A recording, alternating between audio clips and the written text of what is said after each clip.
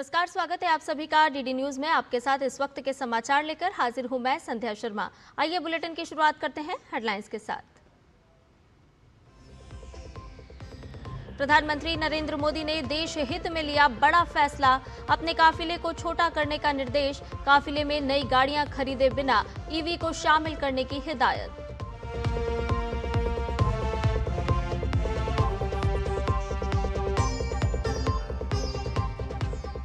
वैश्विक अनिश्चितता के बीच प्रधानमंत्री की अपील पर एक्शन में एनडीए शासित राज्यों के मुख्यमंत्री। काफिले में वाहनों की संख्या में कटौती, वर्क फ्रॉम होम पर जोर।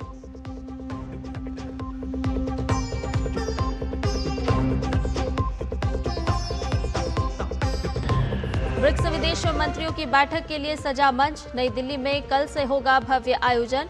कई महत्वपूर्ण सत्रों में विभिन्न मुद्दों पर होगी चर्चा।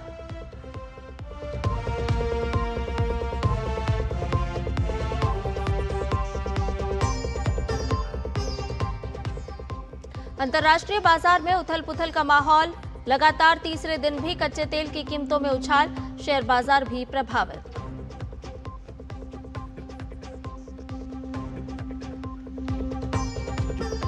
और एशियन अंडर 15 और अंडर 17 बॉक्सिंग चैंपियनशिप में भारत के लक्ष्य फोगाट का फाइनल में प्रवेश। वहीं 4 अन्य भारतीय मुक्केबाजों ने जीते कांस्य पदक।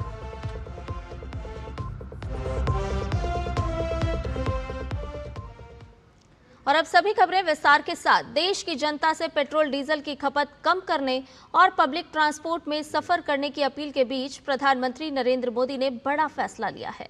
आगे बढ़कर प्रधानमंत्री ने अपने काफिले के आकार को काफी कम कर दिया है।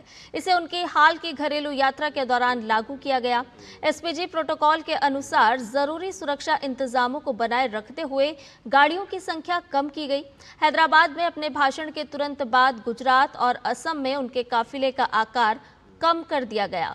सूत्रों के अनुसार प्रधानमंत्री नरेंद्र मोदी ने यह भी कहा है कि जहां तक हो सके बिना नई गाड़ियां खरीदे उनके काफिले में इलेक्ट्रिक गाड़ियों को शामिल किया जाए।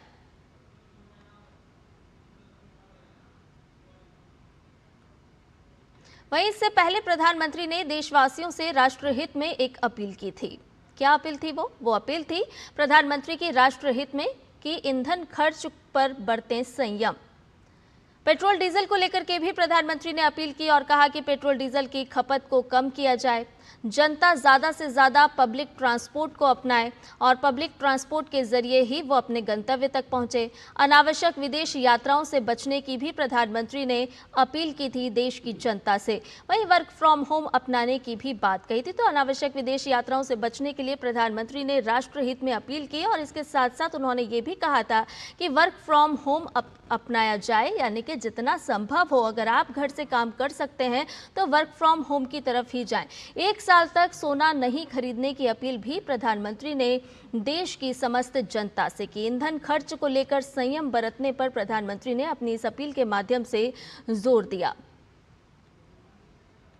तो पेट्रोल डीजल की खपत को हम कैसे कम कर सकते हैं? प्रधानमंत्री ने अपनी इस अपील में कहा कि पेट्रोल डीजल की जो खपत है उसे कम किया जाए और जनता पब्लिक ट्रांसपोर्ट को अपनाए। कार पुलिंग का भी प्रधानमंत्री ने इस दौरान आह्वान किया देश की 140 करोड़ जनता से। अनावश्यक विदेश यात्रा से बचने के लिए भी प्रधानमंत्री ने अपनी इस अपील के माध्यम से देश की जनता से आह्वान किया। वर्क फ्रॉम होम को अपनाने की भी बात कही प्रधानमंत्री ने।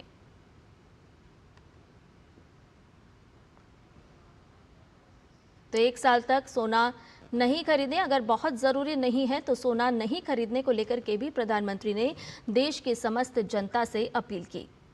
वहीं प्रधानमंत्री की अपील का व्यापक स्तर भी अब व्यापक तौर पर नजर आ रहा है, इसका असर देखा जा रहा है। ऐसे में अगर हम मेट्रो की बात करें तो मेट्रो में सवार होकर के दिल्ली के शिक्षा मंत्री नजर आए। तस्वीरों में हम आपको दिखा रहे हैं, अलग अलग तस्वीरें हैं जिसमें केंद्रीय राज्य मंत्री रामदास आठवले हैं, कपिल देव अग्रवाल जो कि उत्तर प्रदेश सरकार में मंत्री हैं और साइकिल से कोर्ट जाते हुए हाईकोर्ट के जज भी नजर आ रहे हैं। तो ये 4 तस्वीरें आपको दिखा रहे हैं जहां प्रधानमंत्री नरेंद्र मोदी की अपील साफ तौर पर असर होती हुई नजर आ रही है। दिल्ली के शिक्षा मंत्री आशीष सूद नजर आ रहे हैं, जो कि मेट्रो में सफर कर रहे हैं। द्वारिकाधीश बंसल हैं, जो कि हाईकोर्ट के जज हैं। मध्य प्रदेश से ये तस्वीर सामने आई है, जो कि साइकिल से पहुंचे हैं। और साथ ही साथ केंद्रीय राज्य मंत्री रामदास आठवले। तो प्रधानमंत्री नरेंद्र मोदी ने जो अपनी अपील की है देश की समस्त जनता से, और उसी कड़ी में हम देख रहे हैं कि देश का प्रबुद्ध जन जो है वो इस अपील को मानते हुए और इसे स्वीकारते हुए कहीं ना कहीं नज़ीर पेश करते हुए नजर आ रहे हैं। केंद्रीय राज्य मंत्री रामदास आठवले को आप देखें, जिन्होंने पब्लिक ट्रांसपोर्ट का सहारा लिया है और अपने गंतव्य तक पहुंचे हैं। साथ ही साथ उत्तर प्रदेश सरकार के मंत्री हैं कपिल देव अग्रवाल, ये भी नजर आ रहे हैं साफ तौर पर पब्लिक ट्रांसपोर्ट का इस्तेमाल करते हुए। द्वारिकाधीश बंसल, जो कि हाईकोर्ट के जज हैं, साइकिल से पहुंचे हैं और पेट्रोल डीजल की खपत को कम करने के लिए प्रधानमंत्री ने देशवासियों से जो अपील की है, उस अपील का असर होता हुआ भी अब नजर आने लगा है। दिल्ली सरकार में शिक्षा मंत्री आशीष सूद को देखें, जिन्होंने मेट्रो का सफर किया है। तो प्रधानमंत्री की जो अपील है उसका असर अब व्यापक तौर पर नजर आ रहा है, व्यापक स्तर पर नजर आ रहा है। अलग अलग तस्वीरें उत्तर प्रदेश की है, दिल्ली की है, मध्य प्रदेश की साफ तौर पर दर्शा रही है।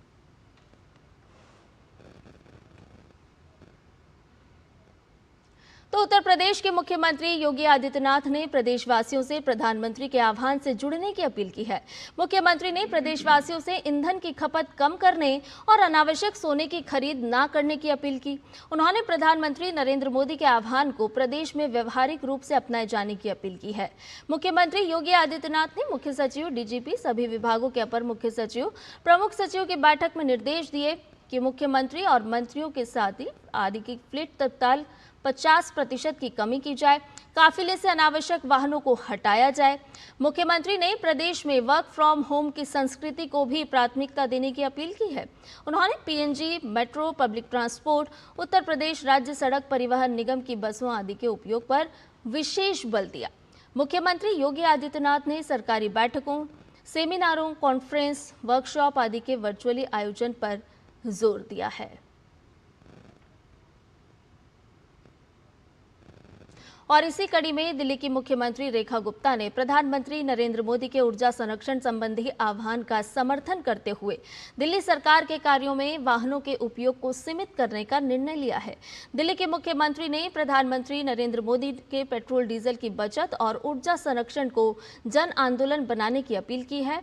दिल्ली सरकार ने सरकारी कार्यों के लिए वाहनों की संख्या कम करने का फैसला लिया है। इसके तहत मुख्यमंत्री और उनके सभी कैबिनेट सहयोगी, भाजपा विधायक, जनप्रतिनिधि और दिल्ली सरकार के अधिकारी केवल आवश्यकता के अनुसार न्यूनतम वाहनों का उपयोग करेंगे। इसके साथ ही कारपूल और सार्वजनिक परिवहन को प्राथमिकता दी जाएगी। मुख्यमंत्री ने दिल्ली वासियों से सार्वजनिक परिवहन का ज्यादा से ज्यादा उपयोग करने की अपील की है। और इसी कड़ी में मध्य प्रदेश के मुख्यमंत्री डॉक्टर मोहन यादव ने प्रदेशवासियों से प्रधानमंत्री की अपील को अपनाने का आह्वान करते हुए सोशल मीडिया साइट एक्स पर लिखा, आदरणीय प्रधानमंत्री श्री नरेंद्र मोदी जी के आह्वान पर मध्य प्रदेश राष्ट्रहित में पेट्रोल डीजल की खपत कम करने के लिए संकल्पित है। आगामी आदेश तक मेरे कारकेड में सुरक्षा की दृष्टि से न्यूनतम वाहन होंगे और भ्रमण के दौरान कोई वाहन रैली नहीं होगी। सभी मंत्रीगण भी यात्रा के समय न्यूनतम वाहनों का उपयोग करेंगे। साथ ही नवनियुक्त निगम मंडल पदाधिकारी सादगी से कार्यभार ग्रहण करेंगे। प्रदेशवासियों से भी आग्रह है कि वो सार्वजनिक परिवहन को अपनाएं। राष्ट्रहित सर्वोपरि है। वहीं राजस्थान के मुख्यमंत्री ने भी इस दिशा में महत्वपूर्ण कदम उठाए हैं। राजस्थान के मुख्यमंत्री भजन लाल शर्मा ने अपने काफिले में वाहनों की संख्या सीमित करने और अनावश्यक वाहनों के प्रयोग से बचने का निर्णय लिया है। उन्होंने अधिकारियों और जनप्रतिनिधियों को निर्देश दिए हैं कि राज्य के समस्त अधिकारी और जनप्रतिनिधि भी अपने वाहनों में मितव्ययिता बरतें।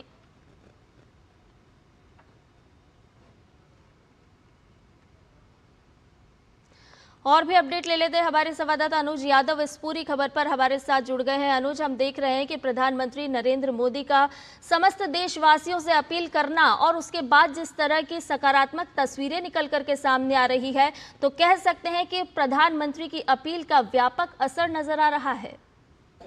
देखिए, बिल्कुल प्रधानमंत्री सिर्फ अपील नहीं कर रहे हैं, मुख्यमंत्री जो अलग अलग राज्यों के हैं वो सिर्फ अपील नहीं कर रहे हैं, बल्कि देश की जनता के सामने खुद ये उदाहरण भी दे रहे हैं। आज हमने देखा कि प्रधानमंत्री नरेंद्र मोदी जब अपने आवास से अपने कार्यालय की तरफ निकले तो उनका कारकेड पहले के मुकाबले आधा था, काफी छोटा था। और इसी तरीके से अलग अलग तस्वीरें राज्यों से भी आ रही हैं।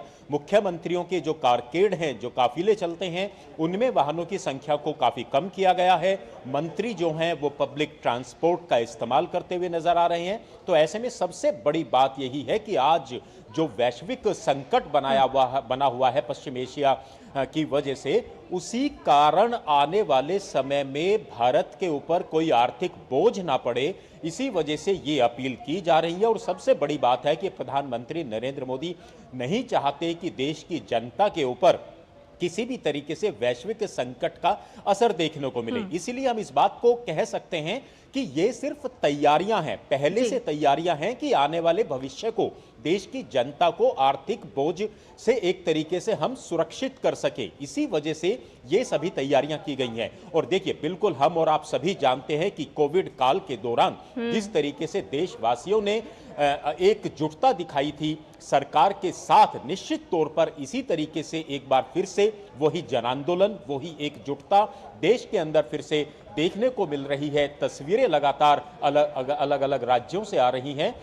और सबसे बड़ी बात है कि देखिए, सबसे ज्यादा जो आयात विदेशों से हमारे देश के अंदर होता है, सबसे पहले उन चीजों पर ध्यान देना है। और उसमें पेट्रोलियम पदार्थ हैं, उसमें डीजल है, पेट्रोल है, गैस है, एलपीजी है। इसकी खपत को कम करना है और हम चाहें तो उस खपत को कम कर सकते हैं। उसके वैकल्पिक जो दूसरे जो साधन है उनका उपयोग कर सकते हैं। हम सब जानते हैं कि इलेक्ट्रिक इंडक्शंस आजकल बाजार में काफी हैं, उनका इस्तेमाल करें। विदेशी जो सामान है उसको कम खरीदें। क्यों? इसके पीछे सबसे बड़ा कारण है कि हमारे पास जो विदेशी मुद्रा का भंडार है वो खर्च नहीं होगा, और वो खर्च नहीं होगा तो देश की आर्थिक स्थिति मजबूत बनी रहेगी। तो इसी वजह से ये सब अपीलें की जा रही हैं। राज्य के मुख्यमंत्री, मंत्री, खुद प्रधानमंत्री, देश की जनता अब इस जन आंदोलन में भाग ले चुके हैं। और आने वाले दिनों में पूरे देश के अंदर ये तस्वीरें सामने आएंगी कि इस वैश्विक संकट के समय भारत की जनता एकजुट खड़े थे इससे निपटने के लिए। बिल्कुल अनुज, और ये कोई पहली बार नहीं है। हमने पहले भी देखा है कि प्रधानमंत्री ने जब जब देश के 140 करोड़ जनता से किसी तरह की अपील की है तो वो एक बड़ा अभियान बना है और पूरे देश की जनता ने उन तमाम समस्याओं से आगे होकर के लड़ाई लड़ी है। चाहे हम स्वच्छता अभियान की बात कर लें, कोविड-19 की बात कर लें, या फिर इस समय प्रधानमंत्री नरेंद्र मोदी ने जो अपील की है उसका असर की बात कर लें।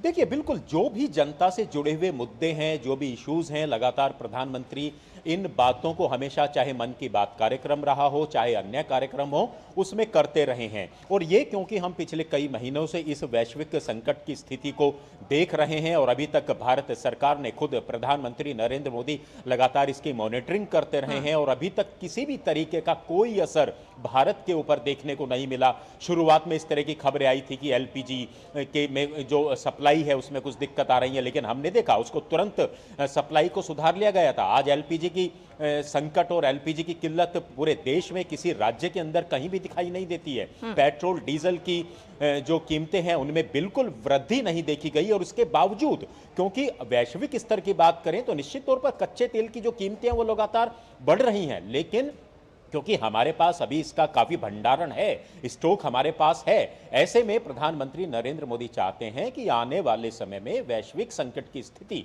अगर लगातार ऐसी बनी रहती है तो भारत की जनता को इससे बचाना है। और भारत की जनता कैसे बचेगी? जब भारत की जनता आज जो प्रधानमंत्री नरेंद्र मोदी ने अपील की है उसमें वो अपनी भागीदारी निभाएंगे। और भागीदारी क्या निभानी है?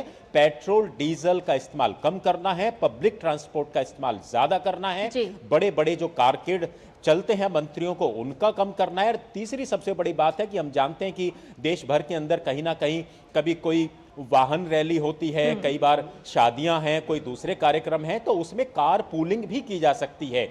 वाहन रैलियों पर बिल्कुल एक तरीके से रोक लगा दी गई है। कुछ राज्यों ने मना किया है कि कोई भी वाहन रैली नहीं होगी। और दूसरी बात यह है कि लोग अपने दफ्तरों को जाते हैं तो एक गाड़ी अगर आसपास के इलाकों में रहते हैं तो उसका उपयोग करें। और ऐसी व्यवस्थाएं पहले बनी हैं। हम जानते हैं कि जब दिल्ली एनसीआर के अंदर कई बार प्रदूषण की स्थिति देखने को मिलती है तो उस समय भी लोग इन बातों का ध्यान रखते हैं। तो देश की जनता विपरीत स्थितियों में किसी भी संकट काल के अंदर हमेशा सरकारों के साथ खड़ी रही है और एक बार फिर से देश की जनता ने भी उदाहरण दिया है और देश के बड़े जिम्मेदार लोगों ने भी एक एग्जाम्पल क्रिएट किया है कि किस तरीके से अपने देश को सुरक्षित करना है वैश्विक संकट के दौरान। बिल्कुल अनुज, और इसके साथ साथ प्रधानमंत्री ने केमिकल फर्टिलाइजर को लेकर के भी बात की है कि कैसे हम जहां किसान हैं जो खेती से जुड़े हुए हैं, कैसे केमिकल फर्टिलाइजर्स में कमी लाई जा सकती है। उसके प्रतिशत का खास तौर पर जिक्र किया कि कम करते करते हम उसके प्रतिशत को कैसे घटा सकते हैं। देखिए, आपने बहुत महत्वपूर्ण ये सवाल उठाया है क्योंकि फर्टिलाइजर हमारे देश के अंदर बड़ी मात्रा में उसका आयात होता है और इस तरह की खबरें हमने कई बार र्यूमर्स भी देखे, इस तरह की खबरें भी हमने देखी कि फर्टिलाइजर की कमी है, किसानों को फर्टिलाइजर नहीं मिल रहा है। लेकिन सरकार ने बार बार इस बात को कहा है कि फर्टिलाइजर की कोई कमी नहीं है। हाँ, सरकार ने एक बात का आह्वान जरूर किया था कि देखिए, फसलों के अंदर किसानों को फर्टिलाइजर का संतुलित उपयोग करना चाहिए। संतुलित का मतलब है कि जरूरत से ज्यादा उसका इस्तेमाल ना करें क्योंकि लोगों के स्वास्थ्य का भी ध्यान रखना है और जो केमिकल होते हैं लोगों के स्वास्थ्य पर उसका दुष्प्रभाव देखने को मिलता है। ऐसे में किसानों ने बिल्कुल प्रधानमंत्री नरेंद्र मोदी की बात को, देश की सरकारों की बात को माना और हम जानते हैं कि अब फर्टिलाइजर का कम उपयोग होता है, संतुलित उपयोग होता है। नेचुरल फार्मिंग की तरफ किसान आगे बढ़े हैं, गोबर खाद, केंचुए की खाद का जो इस्तेमाल है वो ज्यादा बढ़ा है और देश के अंदर अभी भी प्रधानमंत्री नरेंद्र मोदी ने और केंद्रीय मंत्री जो है फर्टिलाइजर मंत्री हैं उन्होंने साफ तौर पर कहा है कि आने वाली जो फसलों की बुआई है उसमें फर्टिलाइजर की कमी नहीं होने दी जाएगी। और ये सारी बातें क्यों उठती हैं? ये बातें इसलिए उठती हैं क्योंकि फर्टिलाइजर का बड़ी मात्रा में आयात होता है, पेट्रोलियम पदार्थों का बड़ी मात्रा में आयात होता है और वैश्विक संकट बना हुआ है। तो वैश्विक संकट में दुनिया के काफी देश हम देख रहे हैं किस तरीके से जूझ रहे हैं, लेकिन भारत के ऊपर भारत सरकार की नीति और नियतों के कारण आज भारत के ऊपर किसी भी तरीके का वैश्विक संकट का कोई बड़ा असर दिखाई नहीं देता है और भविष्य में भी कोई असर ना दिखाई दे, इसलिए आज से ही ये तैयारियां शुरू कर दी हैं और इसी क्रम में प्रधानमंत्री, राज्यों के मुख्यमंत्री अपील करते हुए नजर आ रहे हैं। बिल्कुल अनुज, एक तरह से इसको अगर हम कम शब्दों में समझना चाहें तो चुनौतियां हैं, लेकिन उसके साथ साथ प्रधानमंत्री की जो अपील है वो भविष्य की चिंता को दर्शा रहा है ताकि हम तमाम चुनौतियों से पार पा सकें। और जैसे भारत ने पिछले समय की अगर हम बात करें, कोविड-19 सबसे बड़ा उदाहरण रहा है कि कैसे पूरे भारत देश के 140 करोड़ जनता ने एक साथ आकर के प्रधानमंत्री की जो अपील थी, जो आह्वान था, उसको स्वीकार किया, उसे अपनाया और उसके बाद हमने देखा कि भारत ने कितना बड़ा उदाहरण पूरी दुनिया के सामने पेश किया था। बहुत बहुत शुक्रिया अनुज, तमाम जानकारी हमसे साझा करने के लिए। और बुलेटिन में फिलहाल रुकने एक छोटे से ब्रेक के लिए जल्द हाजिर होंगे। चमकी चाट से क्या बना है? आलू चाट या फ्रूट चाट, स्वाद बनाए चमकी चाट। स्वादिष्ट पकोड़े और बरसान, हर चमकी चाट है इसकी जान। चमकी चाट है इसकी जान, हर जुबां पे ये छाया। अब बताओ, स्वाद आया? असली स्वाद सिर्फ चंकी चाट। मसाले सच MDH। मास्टर जी नमस्ते, 2 ड्रेसेस बनानी है, ठीक है? ऐसा कुछ। लेकिन मास्टर जी 4 दिन में पार्टी है, बन जाएगी ना पक्का? हो जाएगा। कैसे?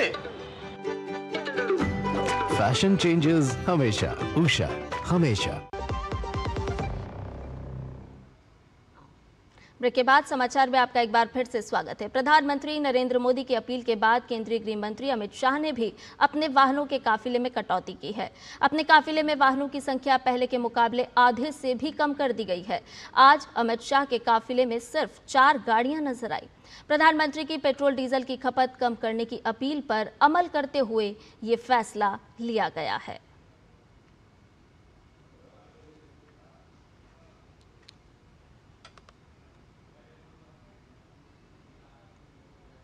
तो प्रधानमंत्री नरेंद्र मोदी की अपील का अब असर होता हुआ भी नजर आ रहा है। आइए खबरों में बढ़ते हैं आगे। राष्ट्रीय स्वयंसेवक संघ के सरकार्यवाह दत्तात्रेय होसबाले ने पश्चिम एशिया संघर्ष पर खुलकर अपने विचार रखे हैं। उन्होंने कहा कि भारत इसमें एक भूमिका निभा सकता है क्योंकि पिछले 1 दशक या उससे अधिक समय में विश्व मानचित्र पर भारत की स्थिति बदली है। उन्होंने कहा कि यह संघर्ष सिर्फ 2 देशों के बीच जारी संघर्ष नहीं है, बल्कि असल में ये अस्तित्व और कब्जे की लड़ाई है। The present war of West Asia is, we should not think that it is between two countries. Okay. So it is, the thing is, it is survival and occupation, some approach to the whole human life, the worldview that I should be the master of everything. These wars are not going to finish the humanity. But definitely it will alter and it will have its influence on human life. राष्ट्रीय स्वयंसेवक संघ के सरकार्यवाह दत्तात्रेय होसवाले ने प्रधानमंत्री नरेंद्र मोदी की ओर से देश हित में petroleum उत्पादों के कम इस्तेमाल, सोने की खरीद को 1 साल तक टालने और विदेश यात्राओं से बचने की अपील पर भी अपनी राय दी। उन्होंने कहा कि ये देश के सर्वोत्तम हित में है। युद्ध की स्थिति ना होने पर भी मितव्ययिता और सादगी भारतीय जीवन शैली का हिस्सा होना चाहिए। Prime Ministers, as leaders of the country, calling for austerity measures is a thing that one has to take consideration of country's welfare, and they have to do it. Yeah. And the present Prime Minister has also done it. It is in the best interest of the country. Sure. Even in an absence of war, the India's way of life, it should be of simplicity and austerity. Yes. That is the basic thing that we should observe and practice. वैश्विक भू राजनीतिक तनाव और कच्चे तेल की कीमतों में उतार चढ़ाव के बीच भारत ने एक बार फिर अपनी ऊर्जा नीति को लेकर दुनिया को कड़ा संदेश दिया है। विदेश मंत्रालय ने स्पष्ट किया है कि भारत की तेल खरीद नीति पूरी तरह से राष्ट्रीय हितों और अपने नागरिकों की जरूरतों से प्रेरित है। विदेश मंत्रालय के प्रवक्ता रणधीर जायसवाल ने कहा कि तेल खरीदने की हमारी नीति और दृष्टिकोण बिल्कुल स्पष्ट है और इसमें कोई बदलाव नहीं हुआ है। हम अपनी आवश्यकताओं के अनुरूप और वैश्विक बाजार की स्थितियों को देखते हुए तेल की खरीद कर रहे हैं। भारत ने साफ कर दिया है कि वो किसी दबाव में नहीं बल्कि अपनी ऊर्जा सुरक्षा को ध्यान में रखकर फैसले ले रहा है। तेल खरीदने की जो हमारी नीति है, जो हमारा दृष्टिकोण है, वही है जो पहले था। हम लोगों ने पहले भी कहा है, मैं इस बात को फिर से दोहराऊंगा, हालांकि दोहराने की जरूरत नहीं है, कि जो भी हमारी नीति है, जो भी हमारा दृष्टिकोण है, वो हमारे भारतीय 140 करोड़ भारतीयों के हित को लेके है।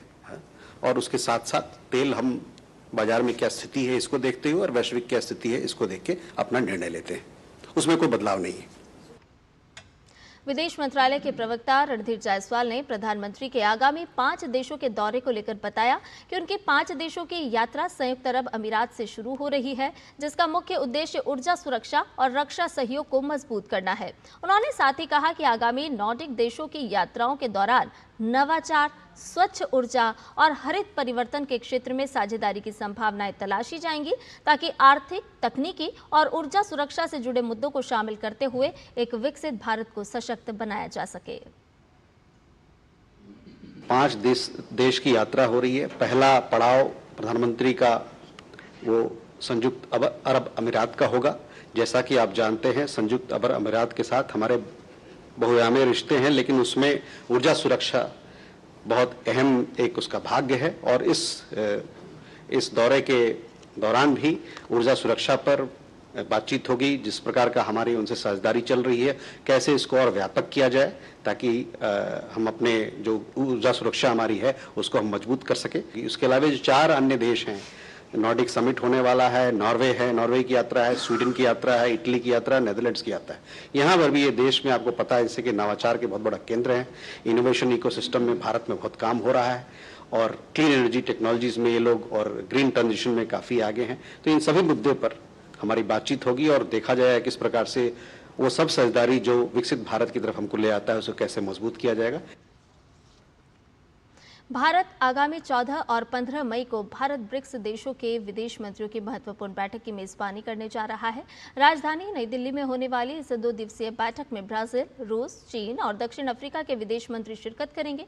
विदेश मंत्रालय के प्रवक्ता रणधीर जायसवाल ने बताया कि इस बैठक की अध्यक्षता भारत के विदेश मंत्री करेंगे, जिसमें वैश्विक और क्षेत्रीय मुद्दों और वैश्विक शासन में सुधारों पर चर्चा की जाएगी। गौरतलब है कि ये बैठक इस साल के अंत में होने वाले ब्रिक्स शिखर सम्मेलन की नींव रखेगी, वैश्विक भू राजनीतिक तनाव के बीच ब्रिक्स देशों का एक साथ आना ये संदेश देता है कि दुनिया अब बहुध्रुवीय व्यवस्था की ओर बढ़ रही है, जहां भारत एक प्रमुख शक्ति के रूप में उभरा है। India will host the BRICS Foreign Ministers meeting on 14th and 15th May 2026. The meeting will be chaired by External Affairs Minister Dr. S. Jaishankar. BRICS foreign ministers and heads of delegations from member and partner countries will participate in the meeting. They will also call on Honorable Prime Minister of India, Shri Narendra Modi. During the meeting, the foreign ministers of BRICS member countries will exchange views on global and regional issues of mutual interest. On the second day, BRICS member and partner countries will participate in a session themed BRICS at 20, Building for Resilience, Innovation, Cooperation and Sustainability.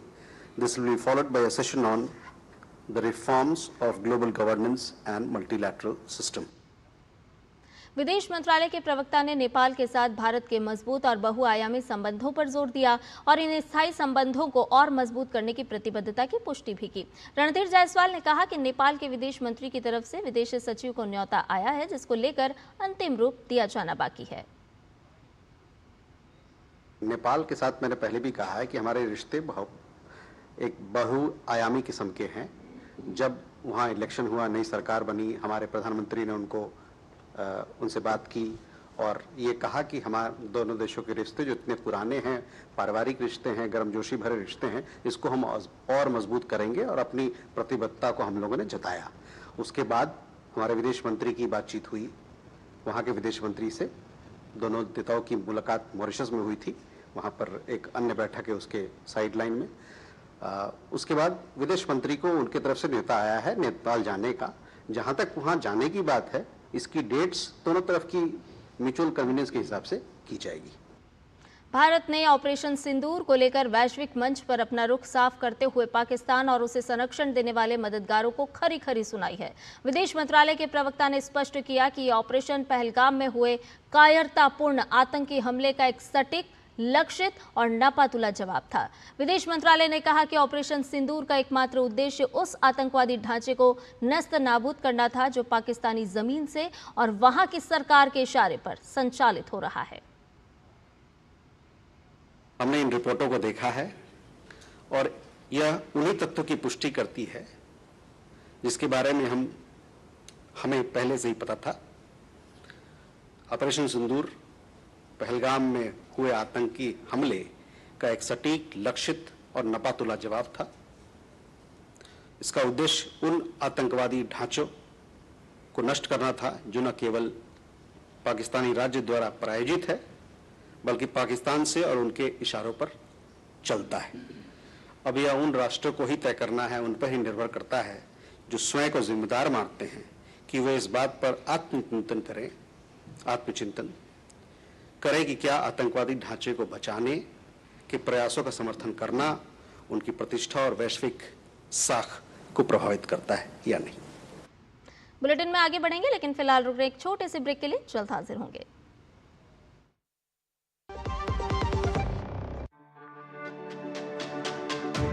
मेरी पसंद, मेरी पसंद, मेरी पसंद, मेरी पसंद, हमारी पसंद।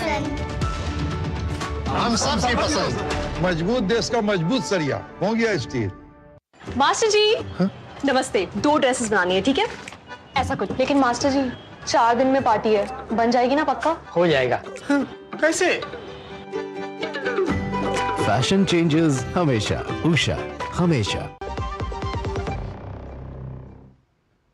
ब्रेक के बाद समाचार में आपका एक बार फिर से स्वागत है। भारत 14 और 15 मई 2026 को ब्रिक्स विदेश मंत्रियों की 2 दिवसीय उच्च स्तरीय बैठक की मेजबानी करने जा रहा है। इस बैठक की अध्यक्षता विदेश मंत्री डॉक्टर एस जयशंकर करेंगे।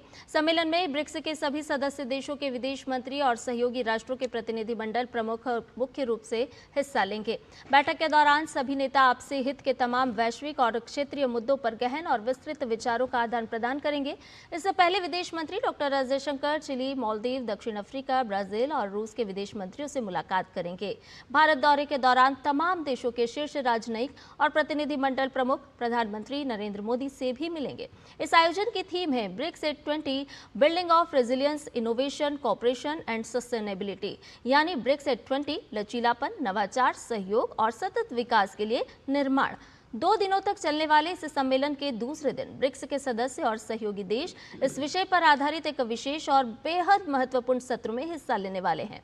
इसके बाद एक और उच्च स्तरीय सत्र का आयोजन किया जाएगा, जिसका मुख्य विषय वैश्विक शासन और बहुपक्षीय प्रणाली में सुधार ये रखा गया है। आपको बता दें कि इससे पहले ब्रिक्स विदेश मंत्रियों की पिछली बैठक सितंबर 2025 को संयुक्त राष्ट्र महासभा के 80वें सत्र के दौरान आयोजित की गई थी। ब्रिक्स विदेश मंत्रियों की बैठक के लिए विदेशी मेहमानों का आगमन शुरू हो चुका है। इसी कड़ी में भारतीय विदेश मंत्रालय ने दक्षिण अफ्रीका के अंतर्राष्ट्रीय संबंध और सहयोग मंत्री रोनाल्ड डामोला का नई दिल्ली में गर्मजोशी से स्वागत किया। भारत इस वर्ष ब्रिक्स की अध्यक्षता कर रहा है। नई दिल्ली में विदेश मंत्रियों की यह महत्वपूर्ण बैठक आयोजित की जा रही है। ये बैठक इस साल के अंत में होने वाले पूर्ण ब्रिक्स शिखर सम्मेलन की तैयारियों का एक प्रमुख हिस्सा है। आइए खबरों में बढ़ते हैं आगे। पुदुचेरी में एन रंगासामी ने आज लगातार 5वीं बार मुख्यमंत्री पद की शपथ ली। उपराज्यपाल के कैलाशनाथन ने लोक भवन में उन्हें पद और गोपनीयता की शपथ दिलाई। शपथ ग्रहण समारोह में भारतीय जनता पार्टी के कई वरिष्ठ नेता और एनडीए गठबंधन के प्रतिनिधि मौजूद रहे। भाजपा के राष्ट्रीय अध्यक्ष नितिन नवीन ने मुख्यमंत्री पद की शपथ लेने के बाद एन रंगासामी को सम्मानित किया।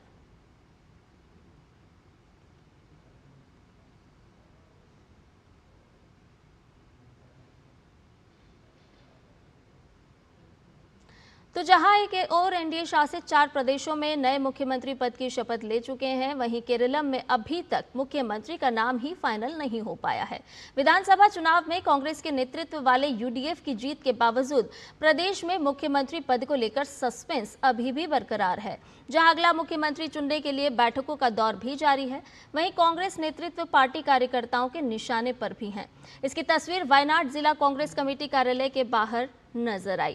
कांग्रेस दफ्तर के बाहर गुस्साए कार्यकर्ताओं ने राहुल गांधी और प्रियंका गांधी वाड्रा पर निशाना साधते हुए लिखा है कि दोबारा वायनाड से जीत हासिल नहीं होगी और केरलम के लोग आपको कभी भी माफ नहीं करेंगे। रुक करते हैं तमिलनाडु का। तमिलनाडु विधानसभा में आज टीवी के सरकार का फ्लोर टेस्ट है। विजय को आज बहुमत साबित करना है। 234 सदस्यों के विधानसभा में टीवीके के पास 107 विधायक हैं। लेकिन इसी बीच तमिलनाडु की राजनीतिक स्थिति में एक और नया मोड़ आ गया है। सरकार को समर्थन देने के मुद्दे पर एआईएडीएमके 2 गुटों में बंट गई है। पूर्व मुख्यमंत्री और पार्टी के महासचिव एडप्पाडी के पलानीस्वामी के नेतृत्व वाले गुट ने पार्टी के विधायकों को निर्देश दिए हैं कि वो टीवीके सरकार का समर्थन न करें। अब इसी बीच 30 विधायकों का समर्थन होने का दावा करने वाले एक दूसरे गुट ने एसपी वेलुमणि को एआईएडीएमके विधायक दल का नेता चुन लिया है। पूर्व मंत्री सीवी षणमुगम ने घोषणा की है कि ये गुट विश्वास मत के दौरान टीवीके सरकार का समर्थन करेगा। अब ऐसे में विधानसभा में टीवीके के पास लगभग 150 विधायकों का समर्थन हो गया है। असम के मुख्यमंत्री हिमंता बिस्वा शर्मा ने कहा है कि असम की पहचान और सुरक्षा सरकार की पहली प्राथमिकता है। उन्होंने कहा कि राज्य के विकास के जरिए देश के विकास में योगदान देने की दिशा में सरकार लगातार काम करेगी।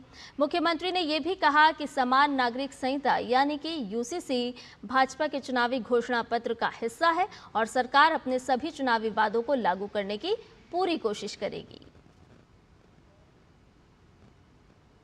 Assam's identity and Assam's security will always be paramount importance for us. We will also work to develop Assam. I think this tenure, Assam will see development and more development. UCC is a part of our election manifesto. So every point, not only UCC, whatever we have mentioned in our election manifesto, we'll try 100% to implement each and every word we have mentioned. NEET UG 2026 paper leak मामले में जांच एजेंसियों का focus इस मामले में शामिल mafia और आरोपियों पर बढ़ गया है। जैसे जैसे जांच आगे बढ़ रही है वैसे वैसे इस पूरे नेटवर्क की परतें भी खुलते जा रही है और कई अहम जानकारियां सामने आ रही है। राजस्थान स्पेशल ऑपरेशंस ग्रुप के आईजी अजय पाल लांबा के अनुसार संदेह के आधार पर करीब 2 दर्जन से ज्यादा लोगों को सीबीआई के सामने पेश किया गया है। उन्होंने बताया कि पुलिस को मिले इनपुट के आधार पर सीकर, अलवर, झुंझुनू, जयपुर और एसओजी की टीमों ने मिलकर उन लोगों से पूछताछ की है जिनके पास नीट परीक्षा 2026 का पेपर पहुंचने की संभावना जताई गई थी। करीब 150 से ज्यादा अभ्यर्थी, उनके मित्र और अभिभावकों से पूछताछ के बाद ये जानकारी मिली है कि पेपर परीक्षा शुरू होने से पहले राजस्थान में हरियाणा के एक व्यक्ति द्वारा भेजा गया। पूछताछ से पता चला है कि उसके पास ये पेपर महाराष्ट्र के नासिक से आया था। पश्चिम बंगाल में भारतीय जनता पार्टी के सरकार में आने के बाद राज्य की पुलिस ने कानून व्यवस्था और राजनीतिक हिंसा पर सख्त रुख अपनाया है।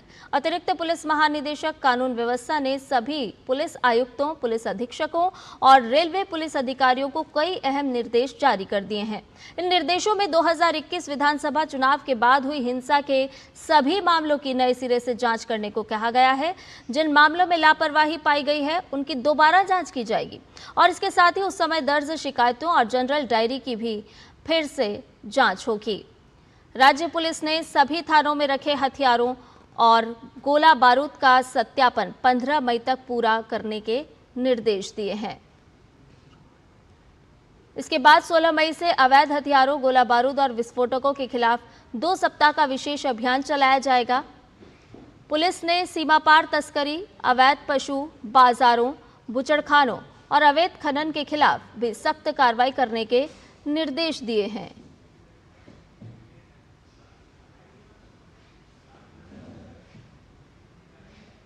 नीट पेपर लीक मामले में बीती रात नासिक क्राइम ब्रांच ने आरोपी शुभम खैरनार को हिरासत में लिया है। सीबीआई की 4 टीमें नासिक में क्राइम ब्रांच यूनिट 2 के दफ्तर पहुंची थी। आपको बताते चलें कि कथित पेपर लीक के मंगलवार को राष्ट्रीय परीक्षा एजेंसी यानी कि एनटीए ने मेडिकल प्रवेश परीक्षा नीट यूजी 2026 को इसका प्रश्न पत्र लीक होने के आरोपों के मद्देनजर रद्द करने की घोषणा की थी। आइए खबरों में बढ़ते हैं आगे। समाजवादी पार्टी प्रमुख अखिलेश यादव के भाई प्रतीक यादव का 38 साल की उम्र में लखनऊ में निधन हो गया है। प्रतीक यादव समाजवादी पार्टी के संस्थापक और उत्तर प्रदेश के पूर्व मुख्यमंत्री मुलायम सिंह यादव और उनकी दूसरी पत्नी साधना गुप्ता के छोटे बेटे थे। प्रतीक यादव को स्वास्थ्य संबंधी समस्याओं के चलते लखनऊ के सिविल अस्पताल में भर्ती कराया गया था, जहां उन्होंने दम तोड़ दिया। वो बीजेपी लीडर अपर्णा यादव के पति थे। बीते कुछ दिनों से उनकी तबीयत खराब थी और इलाज चल रहा था। आज सुबह उन्हें हॉस्पिटल ले जाया गया, जहां डॉक्टर्स ने उन्हें मृत घोषित कर दिया। प्रतीक यादव के निधन की खबर मिलते ही यादव परिवार और समाजवादी पार्टी के समर्थकों में शोक की लहर दौड़ गई है।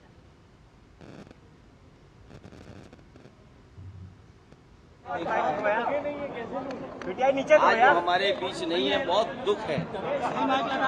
और एक अच्छा नौजवान इसलिए था कि बचपन से ही उसे स्वास्थ्य के प्रति, अपने हेल्थ के प्रति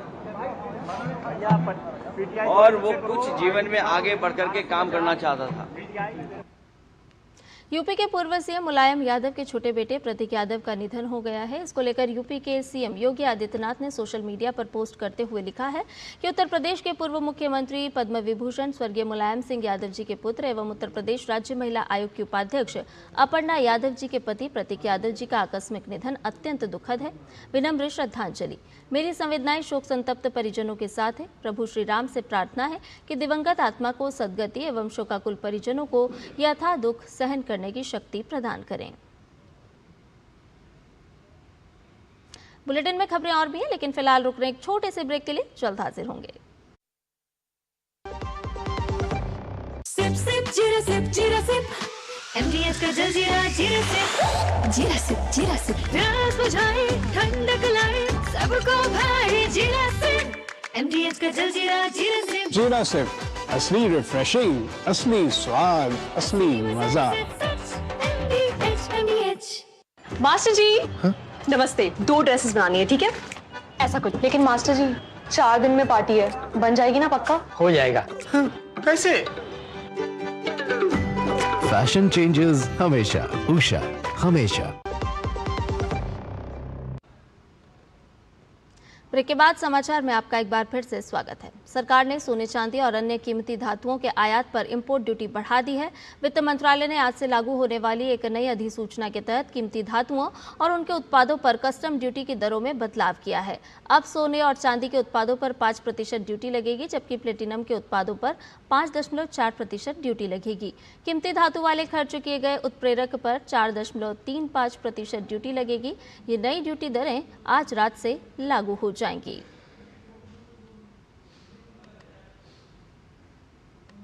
बात मौसम की करते हैं। देश के कई हिस्सों में मौसम ने करवट ली है। दिल्ली एनसीआर में देर शाम हल्की बारिश और तेज हवाओं से लोगों को गर्मी से राहत मिली। उत्तर प्रदेश के कई इलाकों में भी बारिश हुई, जिससे तापमान में गिरावट और उमस में कमी आई। वहीं कर्नाटक के मंगलुरु में भारी बारिश और तेज हवाओं के चलते मौसम सुहावना हो गया। दिल्ली एनसीआर में आज भी आंशिक बादल छाए रहने, गरज के साथ हल्की बारिश और तेज हवाएं चलने का अनुमान है। मौसम विभाग के अनुसार दक्षिण पश्चिम मानसून के चलते अगले 4 से 5 दिनों के दौरान तमिलनाडु, केरलम, कर्नाटक और पूर्वोत्तर राज्यों में भारी बारिश का अनुमान है। वहीं पश्चिमी राजस्थान, गुजरात, मध्य प्रदेश और महाराष्ट्र के कई इलाकों में लू का असर जारी रहने की भी संभावना है। आज ही के दिन 13 मई 1998 को भारत ने स्वयं को एक पूर्ण परमाणु संपन्न राष्ट्र घोषित किया था। पोखरण सेकंड के इस ऐतिहासिक परीक्षण ने न सिर्फ देश की सुरक्षा की नींव को मजबूत किया, बल्कि भारत की तकनीकी और वैज्ञानिक क्षमता को भी विश्व स्तर पर प्रदर्शित किया। देखिए भारत के इस ऐतिहासिक मिशन पर हमारी एक खास रिपोर्ट।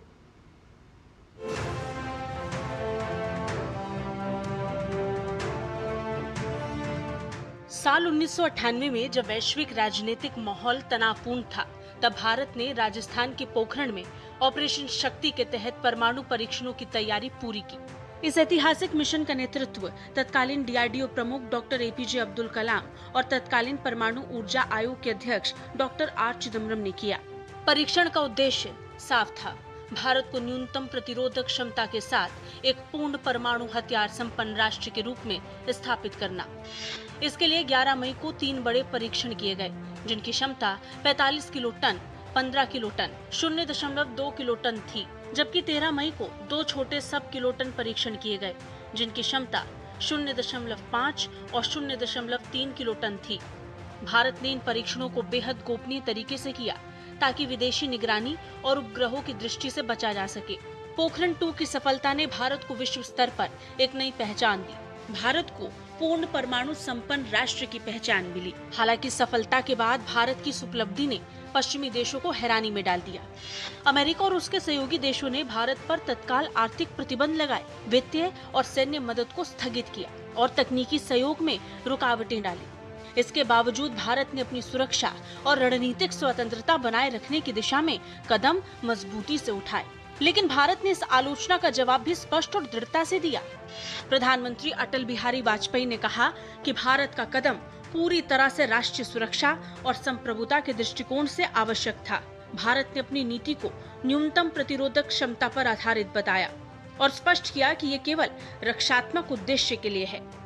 इन परीक्षणों के परिणाम स्वरूप भारत ने न केवल अपनी रक्षा क्षमता को मजबूत किया, बल्कि ये संदेश भी दिया कि देश अपनी सुरक्षा और संप्रभुता के प्रति पूर्णतः सक्षम है। हिंदुस्तान जो है आज की डेट में उन सारे देशों में शामिल है जिनके पास न्यूक्लियर वेपन है, और साथ में हिंदुस्तान की जिम्मेदारी भी बढ़ी है इस रीजन में लेके, इस रीजन में स्टेबिलिटी लाने की वजह से। लेकिन साथ में ये डेटरेंट का काम करता है पाकिस्तान और चाइना की।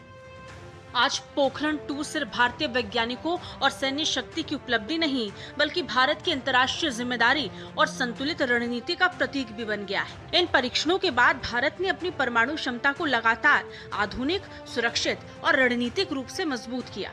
इसके साथ ही भारत ने परमाणु सुरक्षा और कमांड कंट्रोल सिस्टम को भी अत्यधिक सुदृढ़ किया है, जिससे ये सुनिश्चित हो सके कि क्षमता पूरी तरह जिम्मेदार और नियंत्रित ढांचे के भीतर रहे। इस पूरी यात्रा ने भारत को एक ऐसी परमाणु शक्ति के रूप में स्थापित किया है जो केवल क्षमता नहीं दिखाती, बल्कि संयम और जिम्मेदारी के साथ वैश्विक रणनीतिक संतुलन में भी योगदान देती है। Bureau report, DD news. और हमारे पद्म की खास सीरीज में आज हम आपको मिलवाएंगे कर्नाटक के डॉक्टर सुरेश हनगवाड़ी से, जो स्वयं गंभीर हीमोफीलिया जैसी चुनौती के साथ जी रहे हैं, लेकिन हर दिन महसूस किए गए दर्द को उन्होंने हजारों लोगों की राहत में बदलने का संकल्प लिया है।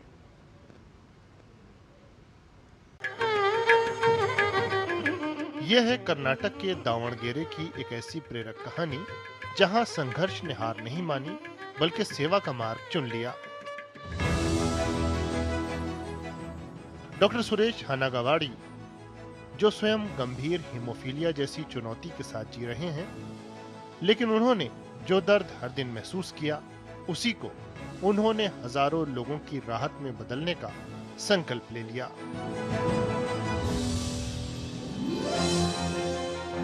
कई दशकों से वो उन मरीजों के साथ खड़े हैं जो इस बीमारी से जूझ रहे हैं, सिर्फ एक डॉक्टर के रूप में नहीं, बल्कि एक साथी, एक मार्गदर्शक और उससे भी आगे एक उम्मीद बनकर।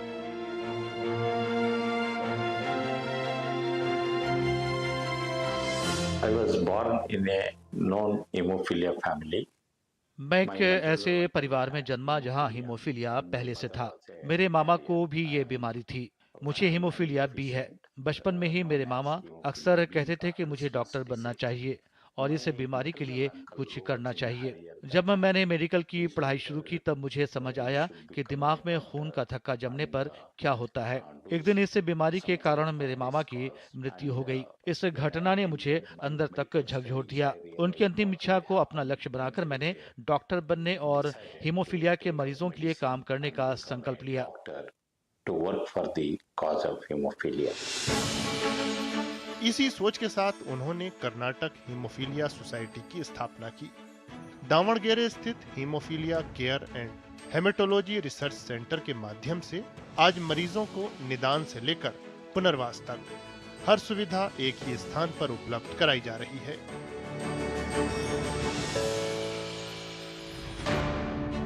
डॉक्टर सुरेश हनागवाड़ी का ये सफर केवल चिकित्सा सेवा तक सीमित नहीं रहा। उन्होंने निरंतर प्रयास करते हुए हीमोफीलिया को विकलांगता अधिनियम के तहत शामिल करवाने में भी महत्वपूर्ण भूमिका निभाई, ताकि मरीजों को उनके अधिकार और आवश्यक सुविधाएं मिल सकें।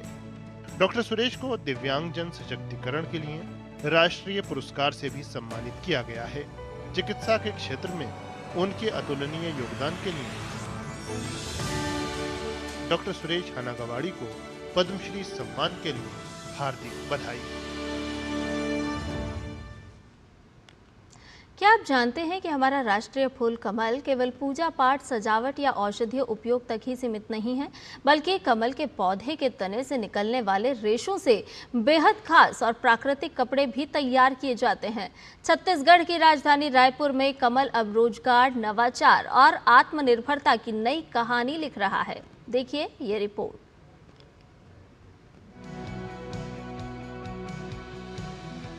बहुत ही कम लोग कमल के पौधे के तने से निकलने वाले रेशों से तैयार कपड़ों के बारे में जानते होंगे।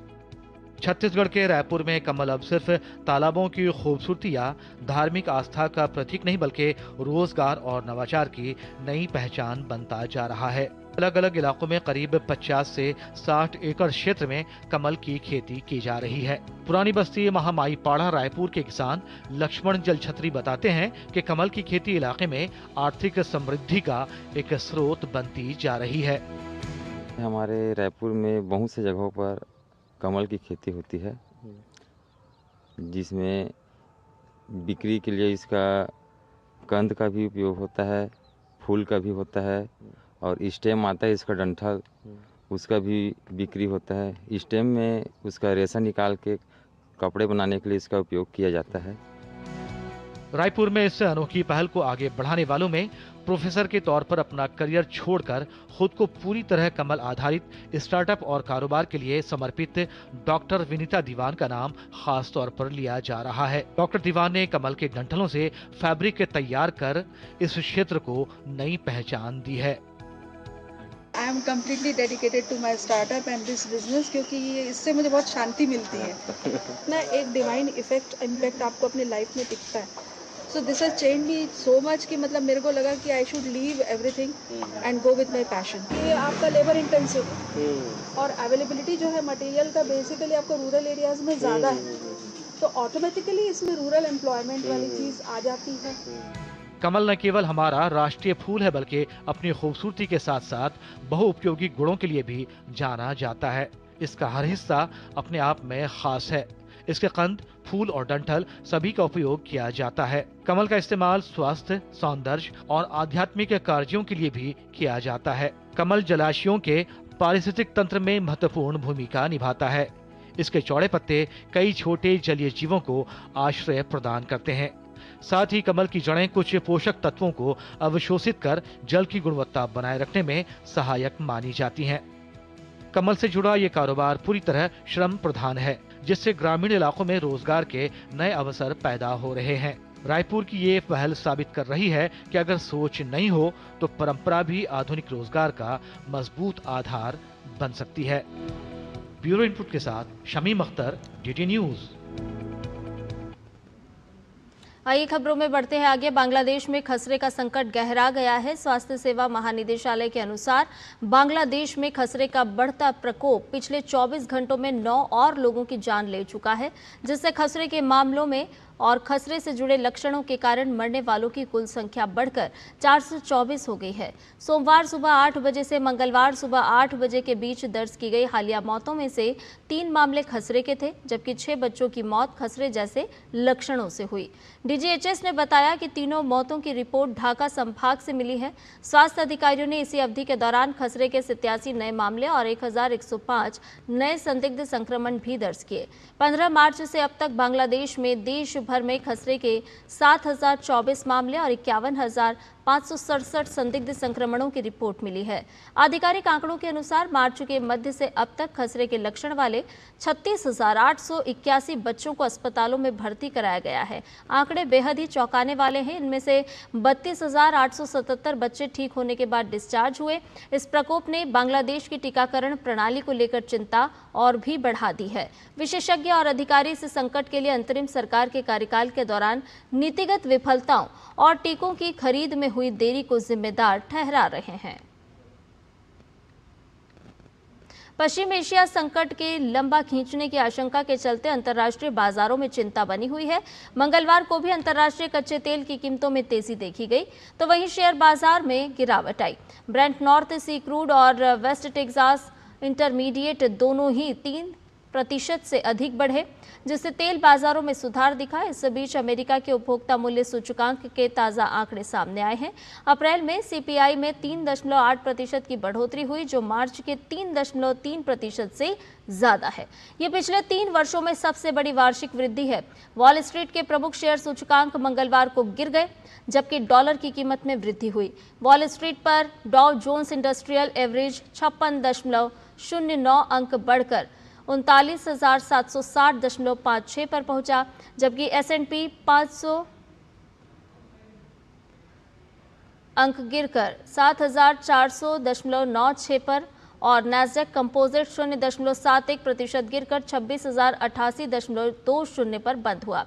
सेमीकंडक्टर इंडेक्स की बात करें तो 3% की गिरावट आई, जो मंगलवार को रिकॉर्ड उच्च स्तर तक पहुंच गया था।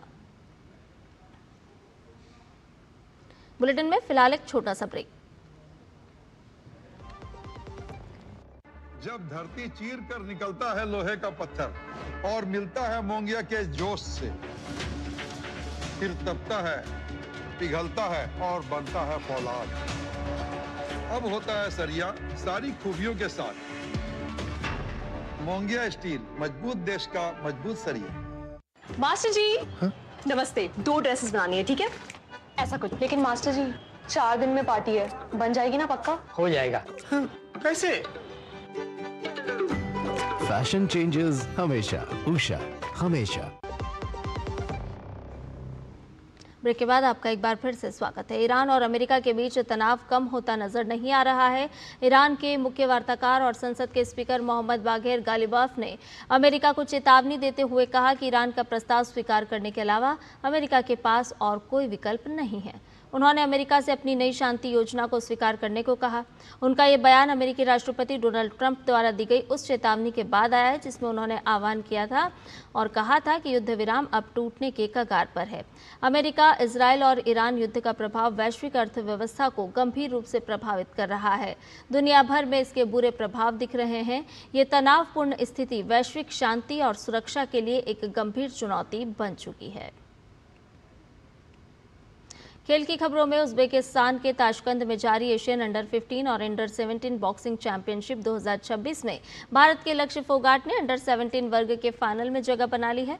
लक्ष्य ने 75 किलोग्राम वर्ग के सेमीफाइनल में कोरिया के सियोंगमिन ली को एक तरफा मुकाबले में 5-0 से हराकर फाइनल में जगह बनाई। वहीं प्रतियोगिता में हिस्सा ले रहे भारत के 4 अन्य मुक्केबाजों को कांस्य पदक से संतोष करना पड़ा।